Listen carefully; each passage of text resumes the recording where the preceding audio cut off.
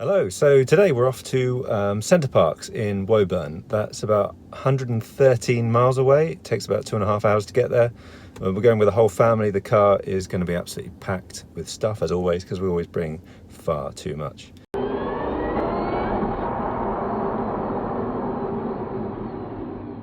So last time we used the roof box for a long trip was going to Italy, and then it was pretty perfect weather the whole time. So we had air conditioning going most of the time, and it was very windy and all the rest of it. And the consumption was much higher than I'd hoped.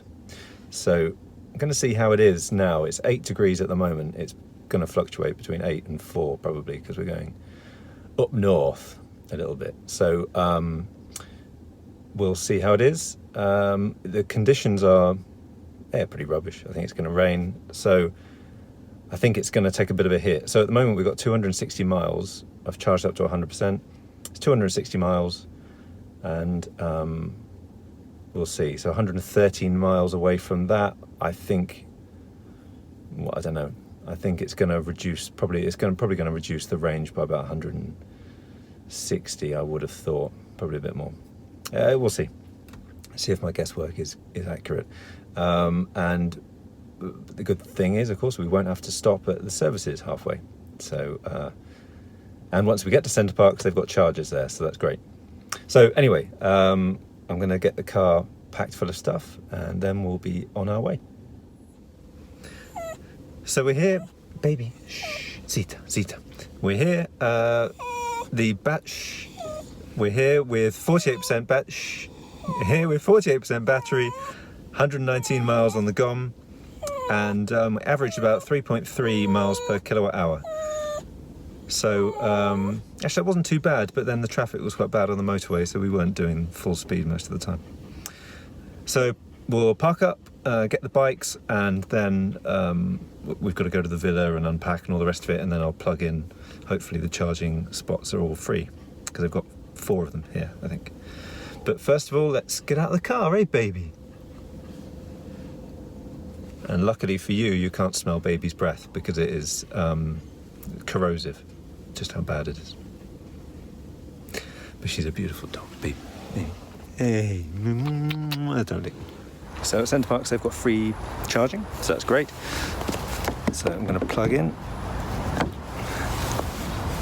and hope it works.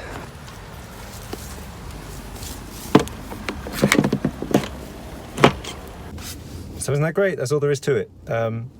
Yeah, I've plugged in. I had scheduled charging set, so I've just had to take that off. But yeah, it's charging at the moment 6.5 kilowatts. It'll be finished in 6.5 hours, so that's great. And the great thing is that now I can check on an app, because I've got OVMS, the Open Vehicles app. And I can check what the state of charge is like and whether the car's finished. So I'll check that, and then once it's finished, I'll come down and move the car to another space. Because etiquette is a big thing with electric cars. It's good to get your car away from the charger as soon as you can, so someone else can use it. So 47% battery I've got left. So had I gone a little bit easier on the motorway, I could have done it here and there. Without charging probably, but it's free, so who cares? I mean, you pay so much for a break here at Center Parcs. It's pretty expensive. So you know, getting free charging is a nice little addition. You know, I mean, it doesn't cost them very much, does it? In the grand scheme of things. But it's great having these chargers. I mean, it's so convenient. You know, everywhere you go, really, you should have chargers like this, because it makes it so comfortable. I mean, with the e-Niro, it's got a massive battery, so it's easier. But we did this same trip in the Leaf, and that was like really on the edge. It was flashing the 3 little lines, 3 dashes when we got here, so that was a bit tight when we did that once. But and that was still, I think, charging halfway as well. So anyway, cool. Gonna go to a restaurant, maybe relax for a bit and then go to a restaurant. I just thought I'd show you a little bit of Center Parcs, actually, just so you can see what it's like. I've been here so many times, not just to this one, but there are a few scattered around the UK, and I've been to 2 of them now. Yes, a very sort of relaxing place to go, quite quick to get to, relatively quick anyway. And there are no cars most of the time, so it's nice. And you cycle around and things. And I very rarely do that because Canterbury is so damn polluted, I wouldn't want to cycle around anyway.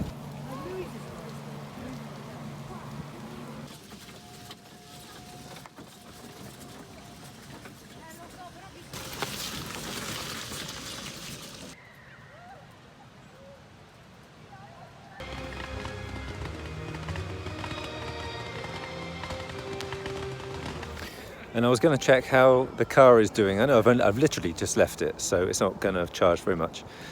But the Open Vehicles app would work, and I would love to show it to you. But because we are in the middle of a forest, the signal is not good, so it's not reporting anything yet. But other than that, it works really well.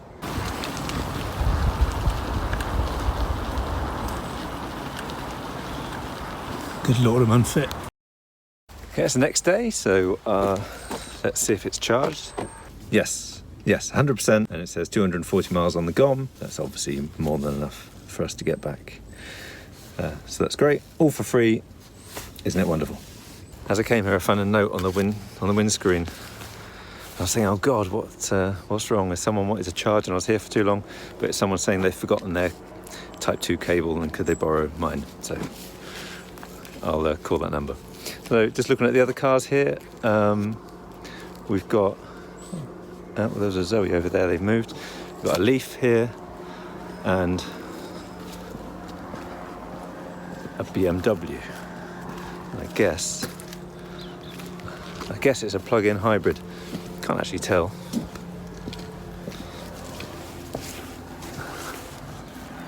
X5, no. It's not, is it? They've just parked in the bloody charging thing. What is it with BMWs? So anyway, now I'll move the car and go back to doing all the Center Parcs-y things. It's the morning of the day that we're going. We're just heading back to the car. Baby and I are heading back to the car because you've got to go get your car and then you've got to take it all the way back to your villa, load up, and then take it back to the car park. Assuming you stay for a bit longer, and I think we will. But since we spend most of the time walking around and cycling around without any cars, you really notice the difference when there are cars around. Because it's so disgusting. So disgusting, all the bloody exhaust fumes and everything. I hate it. Anyway, hopefully in another 10 years, a lot of these will be electric. Hopefully even sooner. The thing is that Center Parcs is it's quite an expensive break. And a lot of the people that come here are, they're quite well off. So they can, I reckon most of them can probably afford an electric car. Most of them probably have driveways in which they can charge them. But what worries me is that there are so many of these cars, a lot of them big SUVs, so many of them will get, I don't know, what happens when someone buys an electric car, their old car, goes into the second-hand market, someone else buys it, of course, but it's going to be so long until we get a situation where we've got more electric cars than ice. God, this car park is like a bloody labyrinth. It's going to take ages. Now, I think what really needs to happen, what will disrupt the market, is if someone does an aftermarket battery kit for a lot of these old cars. Because there are some really good cars around here. A lot of these older ones, you can bet they'll just get crushed. And that leads to such an issue with waste. So anyway, hopefully someone can make an aftermarket battery kit. So all of these decent cars don't just get wasted. Anyway, we're back to our Niro after walking what feels like hours. And then we'll go back to the villa, load up. And here's why a Model 3 just wouldn't work for us. Baby. Because there are times when putting the dog in the back is just really useful. Okay, baby, bye. Now the consumption at the moment has been 3.3. That's the average consumption on the way here. Today is a nicer day actually. It's not raining, it's pretty clear. Still cold, so it's 5 degrees outside. But something we noticed is that we didn't have to have the heater on very much at all on the way over. Probably because there was all of our bodies in the car generating heat, and I think the car's pretty well insulated because we didn't have the heater on much, so it didn't affect the consumption, I think. So we'll see. I think the consumption will be slightly better on the way back. Also, my wife is driving. I think she's a little bit less heavy-footed than I am, so that might make a difference. But okay, well we'll go back to the villa, load up, and then we'll be on our way. Okay, we're ready to go. 98% on the battery. 3.3 was the average consumption, but I'm actually going to reset that to see what it is on the way back. So I thought I would go on to a better route planner just to see what it says. And it's quite interesting that you can enter your consumption info on there. So I've entered that, but it seems to think that to get home with 20% battery, it seems to think that we would need to charge a little bit halfway, but I know for a fact that we won't. So this is what we did actually a lot in Italy. We did a better route planner most of the way, and we found out that it was we always didn't need to charge as much as we needed to. We still did because we were a bit scared about being in Europe and running out of charge. But so the problem is you enter your consumption info. So I've entered 3.3. I mean, ideally, I would have just entered the e-Niro, just left it at the normal consumption, but then added the extra weight of the roof box and the stuff in the back. And there might be a roof box setting actually, but I don't know where it is. But and that would have given a more truer figure. But anyway, we'll see then. We'll see what we get back with. But 242 miles on the GOM, 98%. So on the way here, it was just over 50% usage, wasn't it? So we'll see how it is. We're back home and we've got 45% battery left. The consumption was 3.3, so the same actually as when we were going, and 103 miles on the GOM. So a better route planner said what it said about charging halfway, and if we hadn't charged halfway, it said we would have had, was it 13% battery left, I think. So as you can see, entering the consumption on a better route planner does not give you a very accurate figure, so it's worth bearing that in mind.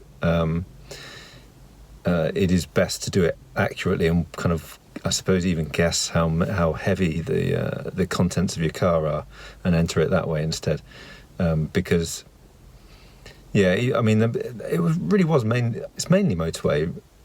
If it's not 60%, it's probably 70% motorway or something like that.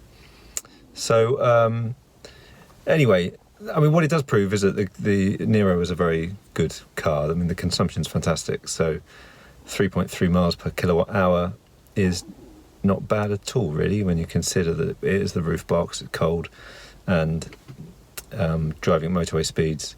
That was 2 hours of driving using up 55% of the battery. So that's pretty good, isn't it? Okay, so anyway, that's it. It was just a short video. I thought it might be quite useful to see what the consumption is like in winter, motorway driving, with the roof box, car full of stuff and people. And as you can see, it does pretty well. I can't imagine. I mean, we still didn't have the heater going that much, to be honest. I mean, I'm sure we'll do a similar trip another time when it's like minus figures. Because I'm sure that would impact it. Although I think the heat, because it's got a heat pump, the car is quite efficient anyway, even when the heater is on. So anyway, that's it for now. I hope you enjoyed the video. Please subscribe if you haven't already. Press the little bell icon. And the next video coming up soon will be, I want to say it's the Italian road trip. Hopefully the Italian road trip. Yeah, we'll see. See if I can finish editing it. It's taken months. All right. Thank you very much. See you soon. Bye-bye.